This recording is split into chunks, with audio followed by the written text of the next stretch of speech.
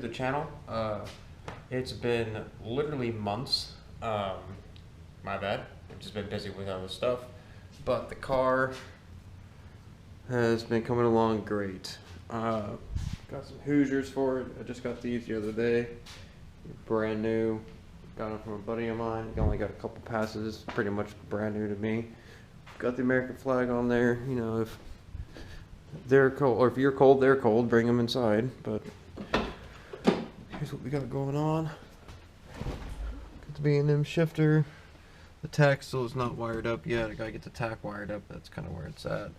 Got the gauges. That's voltage. So yeah, I got fuel, ignition, the whole bit. So inside of the car is pretty much all done. I don't have a speedo. It's not that big a deal to me, really. I have a phone that will tell me, and plus RPM, and my ears do pretty good.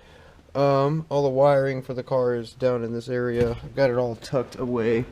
That was a nightmare in itself. The ECU is just kind of hanging out right there for now. As far as the gas pedal goes, I use the stock Mustang gas pedal. I know that's kind of a common question thing when you do LS swaps. Same with the cable. I use the pickup truck Silverado throttle cable. And here it is. Pretty simple little setup. It's got the hood all the way up here. It's got the Holley intake set up. Their fuel rails, just stock truck injectors right now. I have 42 pounders I need to put on there, but it is not drivable with the 42 pounders. I have to get it tuned to have those. I'm just using the turbo headers, good old eBay special with some little turn downs, I guess you want to call those.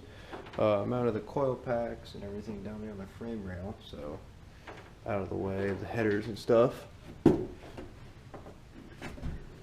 And I got a water pump from O'Reilly's out of parts, and these guys, yeah, so I did a pull and that neck decided to shoot out of the water pump.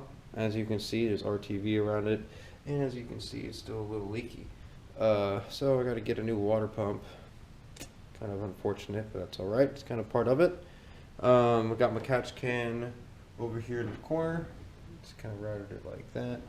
Rounded the other line from that valve cover just under the intake. The nice thing about the high-rise Holley is they give you all kinds of room under the intake. ETI dampener. Yeah, lower radiator hose. I use the stock Mustang radiator. The lower radiator hose is from a 09 Chevy Colorado. And the upper radiator hose is just one of them custom bendy ones from Napa. But yeah, everything is pretty simple setup. Runs really good. It needs to be tuned, but it runs good. I'll have the next video up of me doing a pull and everything else. It idling and doing a little better walk around of it. Right now everyone's asleep and stuff, so can't really start it right now. But that's kind of the update on the car.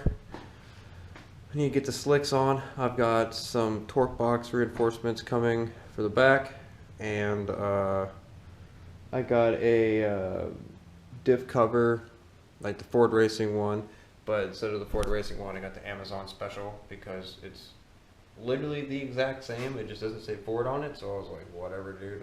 Now spending $300 when I can spend 150. So Amazon for the win.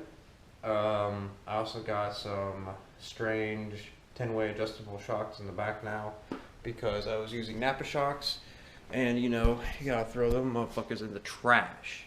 Okay, garb. They're horrible. They did good for like 2 passes, and then they were blown. I took them off the car, and my car was cutting a 1.9 60-foot consistently with blown shocks. So I'm really excited to see what this thing will do with it all hooked up. But here's what underneath the car looks like, the diff and stuff. So I got my 10-way adjustable shocks, strange, and I need to ditch that. That's Napa still. The dampener there, gotta get a different dampener. And there's my diff cover I was talking about. And I decided to paint the diff black, and so it matched the shocks and stuff. And same with those little trailing arms right there. The torque box reinforcements go up in here and hook over onto the upper control arm. It's really going to help tie that part together because they really tend to split and break, and I don't want to have that happening. So yeah. And when I also note to self, when you put that giant cover, diff cover on here, it sticks way out. So just remember that for people that put it on there, if you ever have a fuel system set up kind of odd like mine. Mine ended up actually hitting the filter and rubbed a hole in the fuel line, causing it to leak, and it stained the cover. But you know, it wasn't for bad luck, I wouldn't have luck, so that's just the way it goes sometimes. But that's kind of how the car looks in the back. It's bone stock. Has absolutely nothing done to it. But yep, I am hoping to get rid of those stock headlights, kind of get the Euro style, I guess, Euro style. They have the silver right there. Those will look a lot better. Clean up the front end a little more. And yeah, hopefully next video you'll see me ripping it on the Hoosiers. I got these for a freaking deal. Couldn't believe it. So, but yeah, next video I'll be doing a rip. I'll have the draggy stuff all up on the video as well. And I'll have a link to my Instagram in the description if you guys want to see more updates on the car. I did a lot of updates and stuff on my Instagram. I'm sure the 25 people that follow me on YouTube probably already know this, but those that don't, my Instagram is flooded with all my car stuff. So check that out. Show me some love, like it, whole bit, you know what to do.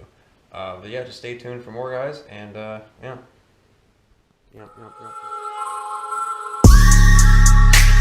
Outside in the all black drop, 10 rolled up and I'm out. Say they all wanna live, but I